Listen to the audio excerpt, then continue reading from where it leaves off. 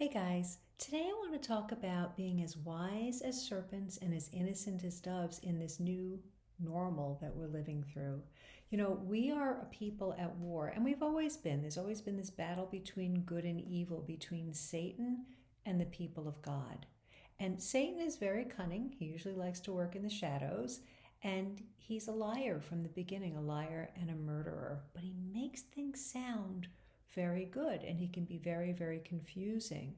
So if you go back to the Garden of Eden, what did he say to Eve? Did God really say you can't eat of the trees of the garden?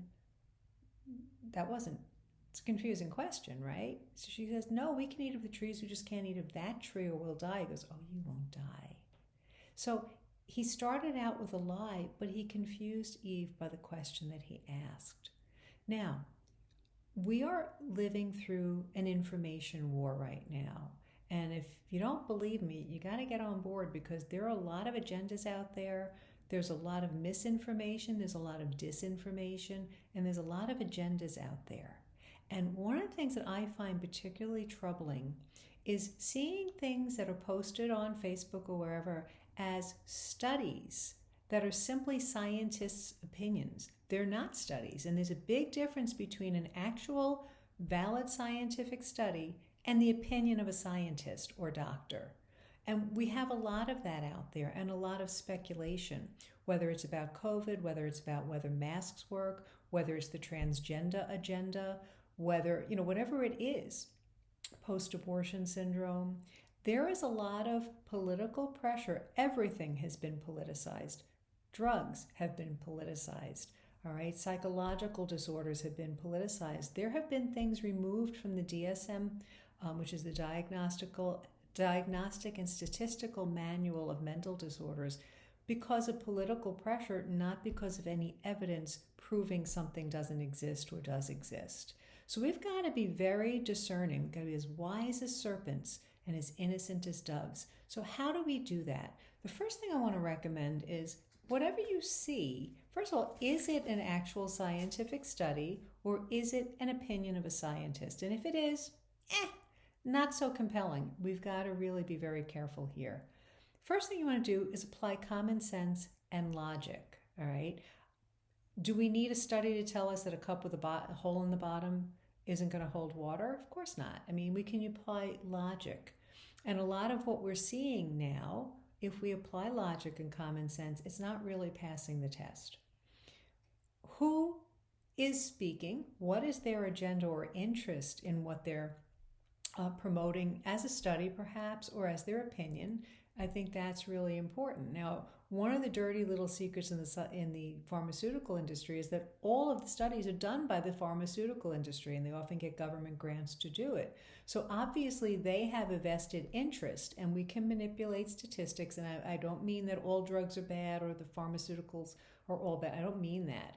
But we do have to be very, very careful because we've seen many, many drugs come on the market, have terrible side effects, kill people, and then are taken off the market. That's a very common thing. So you do need to learn and discern how to evaluate what's out there. And if we even really need certain things that are being promoted, you turn on the TV, there's so much stuff out there. All right. So what interest does the person conducting the experiment have in getting a particular result? And that's something that you got to take very seriously. Are they actual scientific studies? Are they blind, double blind, or triple blind? And you can look that up. I'm not going to go into the explanations on that. But there are certain valid ways that scientific studies are conducted.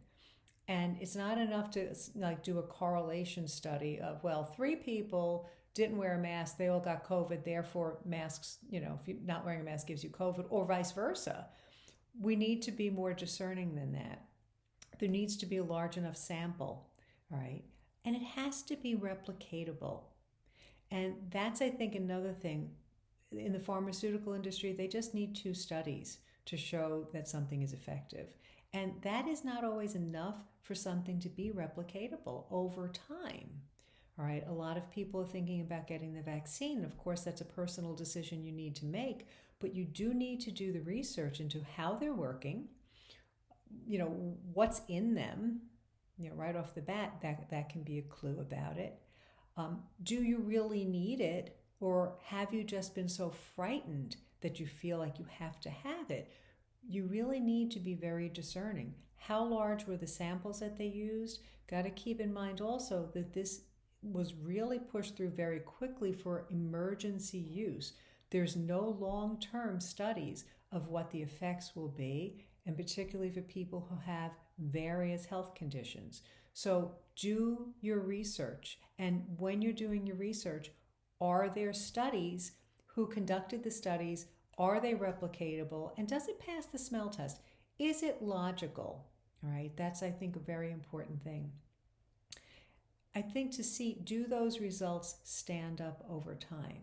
Now, when it comes to psychological and moral issues, give one example, post-abortion syndrome. I've worked with many, many women over the years who have suffered tremendous negative effects psychologically and emotionally and sometimes physically after an abortion. But there's a lot of pressure to say, oh, there's really no effect there. All right. There are other things, let's say the transgender agenda that's out there right now, that you can have psychologists or psychiatrists saying certain things, but is it really, are they really scientific studies? Is there a bias in the studies? Does it hold up over time? But also, and I think this is something really important for us as Catholics, what is the morality behind whatever the issue is? So again, using the abortion issue, obviously this is a violation of the right to life of an innocent human being. It's also a violation of the dignity of the woman who's often coerced into having an abortion. So there's a moral issue there. So all the studies in the world don't trump the moral issues there. So I think that's really important, to pray for the gift of discernment, do the research, talk to other people, and just apply common sense and logic. Can't emphasize how important that is, because I think that we have been absolutely whipped into a frenzy of anxiety and fear, and almost willing to do anything for the privilege of getting our freedoms back. And I think we got to be real careful about that. And we're also always told about how tolerant we have to be, and we have to be open-minded.